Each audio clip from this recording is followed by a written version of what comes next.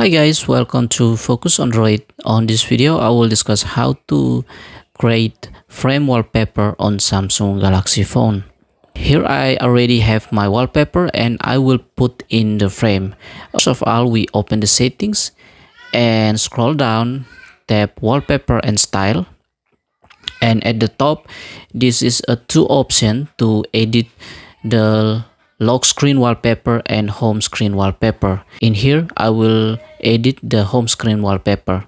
I tap on home screen wallpaper and you will see at the bottom there is several options you can choose, and here we choose frame.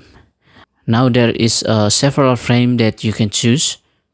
Here the frame, and you can also move the wallpaper position uh, according to what position you like, and like this. After you choose the frame and the position, you also can change the color. This is the color. After that, you can tap down at the top to save the wallpaper. Now we already changed the wallpaper. Now I come back to my home screen and you will see this my wallpaper is already changed. Okay, thank you for watching and see you in another video.